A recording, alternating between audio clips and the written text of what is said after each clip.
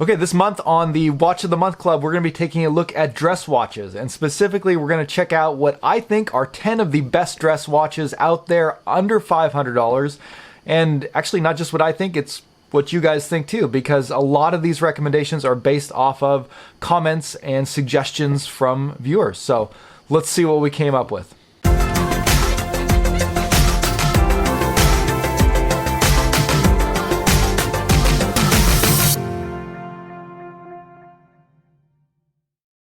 Hey guys, this is Dave. Welcome back to Just the Watch. This is the budget watch collecting channel. So if you're interested in watch collecting, but you don't have a lot of money and you want to get reviews or suggestions or tips or just interesting topics about watch collecting that you want to hear about, subscribe to the channel if you haven't already. Hit the subscribe button. I try and put out videos fairly frequently, and I would love to have you guys follow along with me.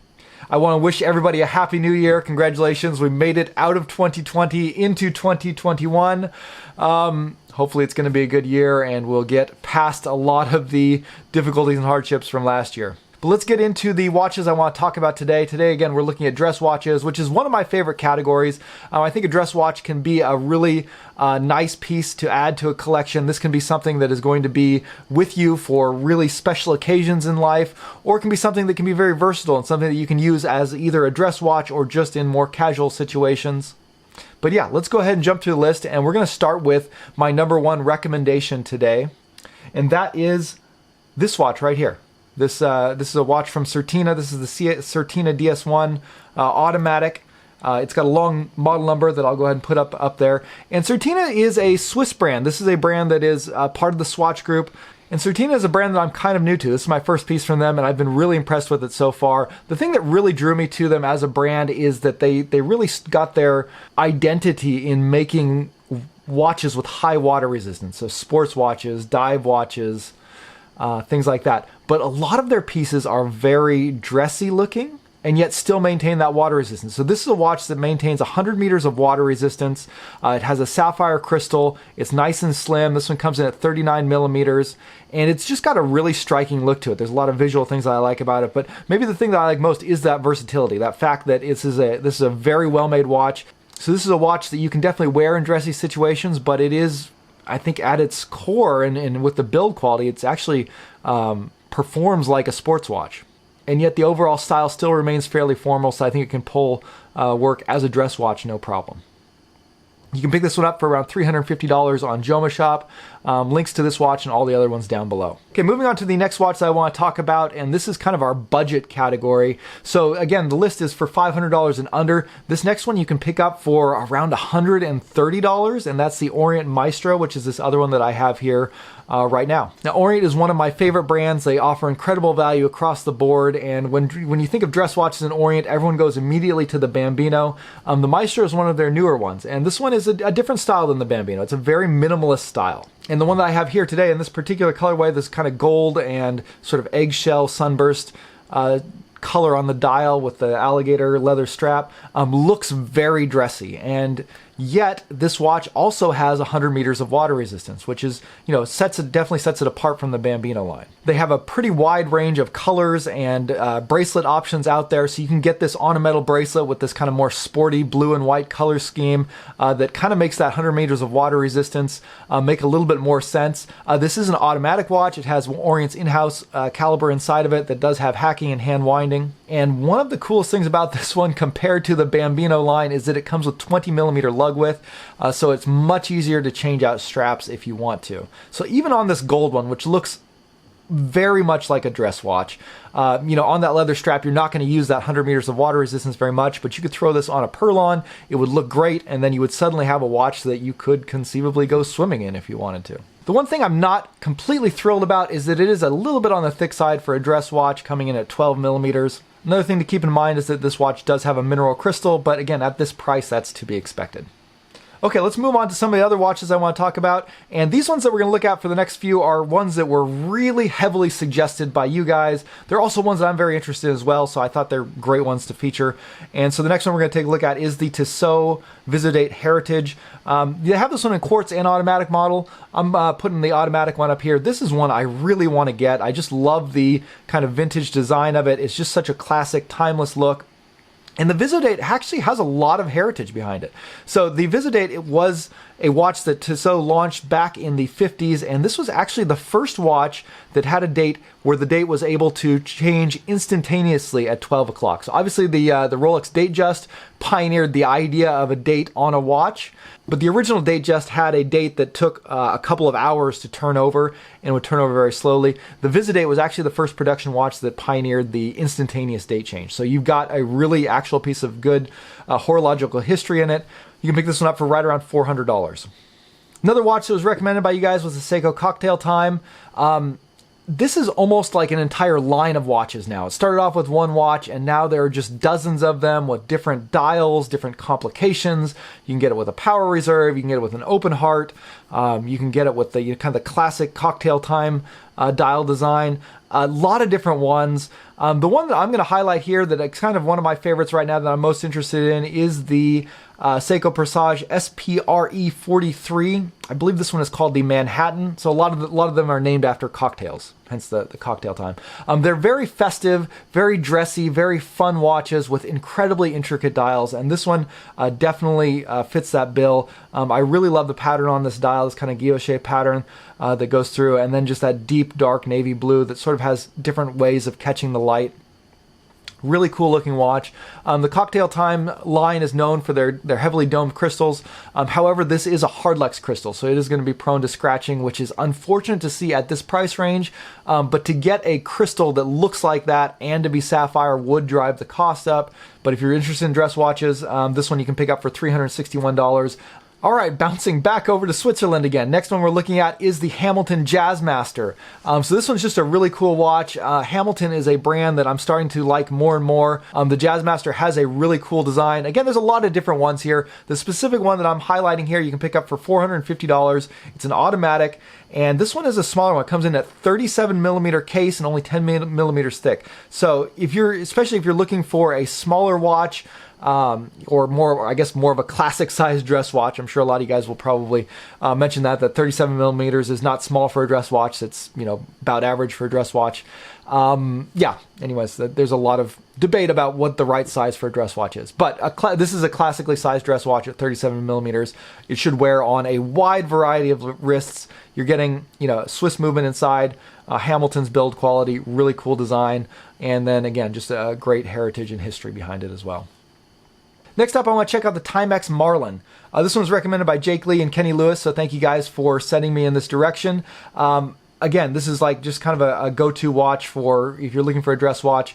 Timex has recently gotten back into the mechanical and automatic movement game, and the Marlin, kind of like the Cocktail Time, is really expanding its line. There's a whole bunch of different ones. You've got hand wound, you've got automatic, you've got different dial designs, and the one that I'm most interested in is their brand new California dial. I think this one just really looks great. I kind of like a California dial, and I think Timex has done a really good execution of it. For their automatic ones, they expanded the size up to 40 millimeters. The hand wound, I think, is a more classic size. It's somewhere south of that, under 40 millimeters. So this one is going to wear a little bit larger for some people. But I think 40 millimeters for me, with my 7.5-inch wrist, is just perfect size for a dress watch.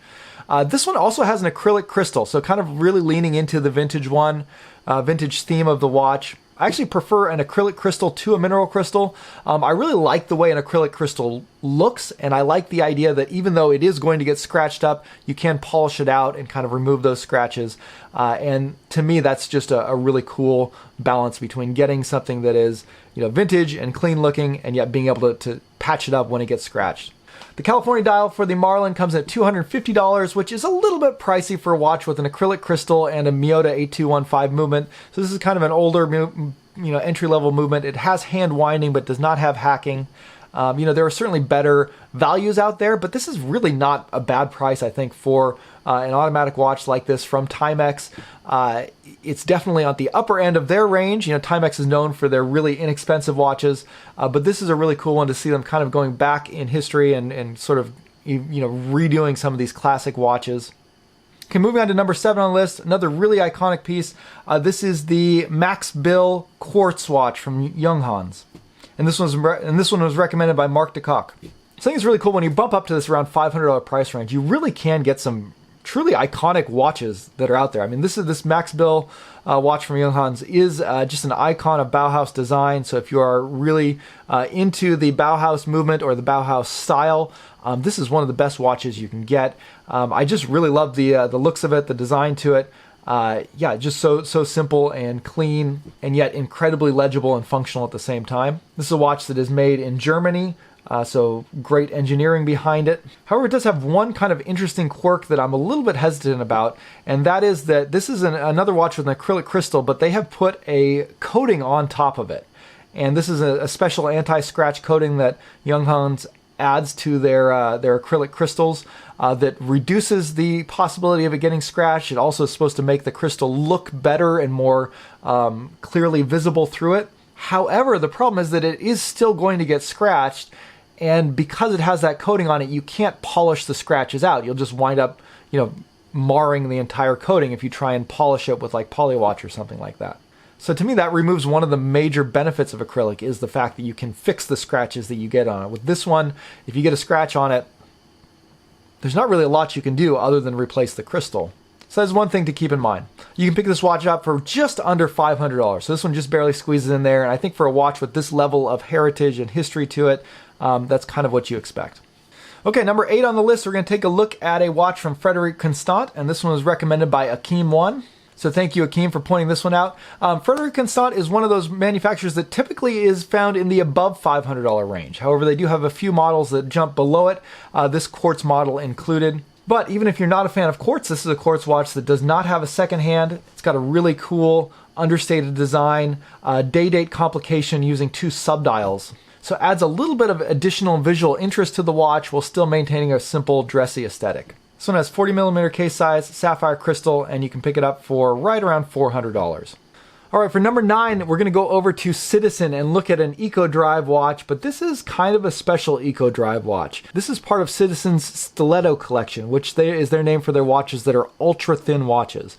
It's incredible that they're able to get watches this thin while including a solar-powered movement inside.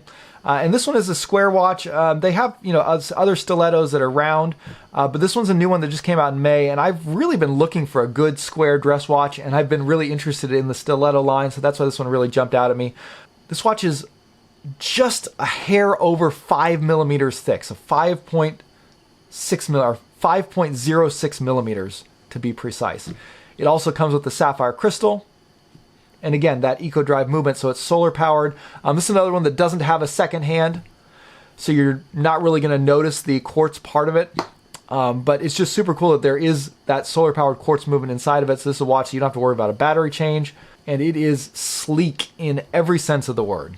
When you look at this watch from a side profile, it's difficult to see even where the watch ends and the bracelet begins. It just looks like one thin band all the way around. This one can be found for right around $350. Okay, last one I want to take a look at is a micro brand, and this is one that I reviewed not too long ago. This is the Vario Empire. So Vario is a micro brand based out of Singapore. The Empire is one of their original designs. This is a very custom watch with lots of individually designed components that all come together beautifully. It's kind of an Art Deco style is what they're going for, inspired by the Empire State Building. They have a few units left of this particular model that I reviewed. However, they just recently came out with some new dial variations that represent the 4 seasons, so 4 different dial colors. And those are launching now, so if you don't like this particular colorway, you can check out some of the other ones. And it comes in 2 movement options. You can get it with the Seiko NH38A for the automatic version, or you can get it with a really rare hand-wound movement from Miyota, high beat hand-wound movement from Miyota, which is the one that I reviewed. So if you're interested in that particular one, definitely check the review that I did. You can pick these up depending on the movement options for between, I think, around $350 to $375. There's a bit of a premium on the hand-wound version. And that's it. That's our top 10 list of dress watches under $500 for, well, this was supposed to be December, but it turns out being for January 2021.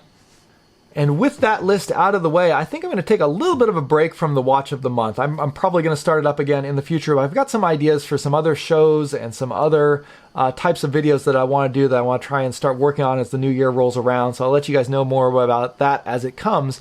But if I do another list video where I'm going to be searching for viewer recommendations, I will be posting community posts about it. So I'll be getting suggestions from there specifically. So again, if you're not subscribed and you want to help me with compiling these sorts of lists, lists, definitely subscribe, and then keep an eye on the community posts that could be coming up so you can offer me some suggestions for future list videos like this. Anyways, that's going to wrap it up for today. Thank you guys for watching, and looking forward to spending another year checking out cool watches and talking with all of you guys out there. So we'll see you later, and bye.